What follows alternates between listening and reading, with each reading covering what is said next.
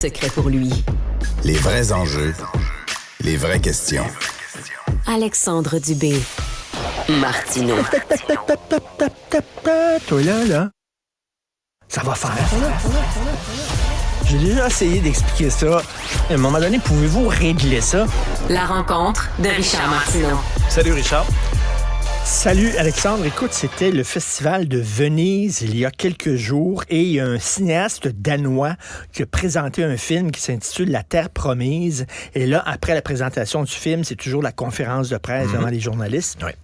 Et là, les journalistes ont dit, pourquoi il y a un manque de diversité dans votre film? Il y a vraiment un manque de diversité, c'est rien que des acteurs blancs. Juste des hommes que blancs. Vous avez. Comment ça se fait? Silence. Et là, il a répondu, c'est parce que ça se passe au Danemark en 1750. C'est quand même une bonne explication. Et là, ces gens-là ont vu le film. Ils n'ont pas eu cette réflexion-là, tu comprends? Et là, c'est rendu que même dans les films ou les séries historiques, tu dois décoller de la réalité et te coller sur la réalité d'aujourd'hui. Oui, mais là, est-ce que ce serait C'est de l'appropriation complètement débile. culturelle inversée? Ben oui. Hein? Quand tu prends ça d'un bord puis de l'autre. Moi, j'ai hâte de voir la vie de Samuel de Champlain avec Denzel Washington. Non, mais... Comme premier rôle. Mais c'est même pas une farce, hein? Il y a une série sur Anne Boylan. Anne Boylan est une des 6 femmes d'Henri VIII. Henri VIII a eu 6 femmes, il en a fait décapiter 2, on le sait. Et là, Henri VIII, c'était dans les années 1500. Ouais. Hein? C'est au 16e siècle. Un mariage joyeux, Oui, oui. comme on dit. Anne Boylan est jouée par une actrice noire. Ah bon? Elle n'était pas noire. Donc, imaginez si c'était l'inverse. Mettons, on fait, je sais pas, la vie d'une personnalité connue noire, qu'on fait jouer ce rôle-là par un blanc. Ça serait vraiment épouvantable en disant ça n'a pas de sens, puis tout ça. Mais l'inverse se fait.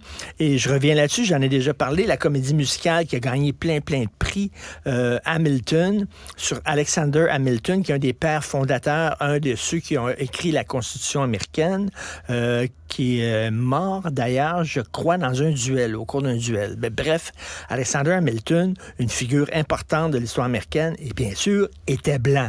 Il n'y a aucun père fondateur des États-Unis qui était noir, on s'entend. Joué dans la comédie musicale par un noir. Et ça passait comme du beurre dans le poêle. Moi, je me dis, si c'est bon pour Minou, c'est bon pour Pitou, Oui, mais ça pourquoi a l'air que non. Pourquoi il y a un 2 poids, 2 mesures là-dessus? Je ne comprends pas.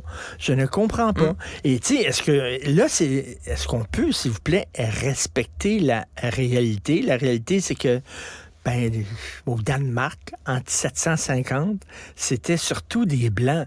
Et là, c'est complètement débile. Écoute, dans le National Post, il y a un texte, on a fait le ménage dans certaines bibliothèques en Ontario, et à Mississauga, on a enlevé les livres d'Anne Frank, parce qu'il n'y avait pas de diversité, il manquait de diversité. Hein? On l'a enlevé pour ça? On l'a enlevé des bibliothèques, on a enlevé des Harry Potter, on a donné ça à un groupe, il a dit, nous autres, on va faire le ménage des bibliothèques. C'est un groupe pro-diversité, diversité, inclusion, équité, etc. Il y a un roux dans Harry Potter? Il y a un roux, oui. Effectivement. On pousse ça plus loin. Et ils ont retiré, donc ils ont dit, nous autres, on va faire un ménage dans tous les livres qui ont été publiés avant 2008. Parce que tu sais que la création du monde, c'est en 2008. C'est 2008. Avant, le monde a été créé en 2008 avec les vraies valeurs. Tout avant, c'était vraiment l'enfer. Avant le wokisme, là, il n'y avait rien. Donc, ils ont fait le ménage, puis ils ont enlevé des livres. Puis là, le National Post, pourquoi ils ont enlevé ce livre-là et pas l'autre livre? Je sais pas. En tout cas, Anne Frank a été enlevée des rayons de la bibliothèque. C'est quand même assez hallucinant. Là. As-tu l'impression qu'il y a une prise de conscience actuellement? Puis là, on se dit collectivement de dire, hey, ça suffit, là. Honnêtement, on peut-tu revenir dans le juste milieu, là? Moi, si j'étais de gauche, je dirais à ma gang, on est en train de perdre le monde. On est en train de perdre le monde et l'important, c'est de gagner des élections, c'est pas d'avoir raison. Ils sont déconnectés. En Europe, la gauche, c'est plus rien. Là. Dans les élections, ils font des scores absolument faméliques, minables. Christy... Allô, là, c'est certain, vous êtes déconnectés. Et là, on sent un backlash. Puis, tu sais, là, c'est sur les toilettes mixtes. Mais, tu sais, ça, c'est rien. C'est la pointe de l'asperge, comme on dit. Et ça, c'est que les gens se sont rassemblés autour de ça. Mais, tu sais, c'est un malaise plus grand, là.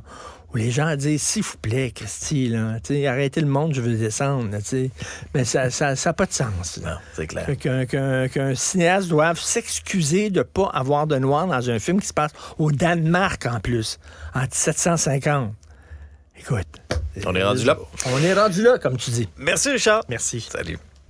Cet épisode est maintenant disponible en balado et vidéo sur l'application et le site cubradio.ca, la plateforme audio québécoise où les contenus francophones sont fièrement en vedette.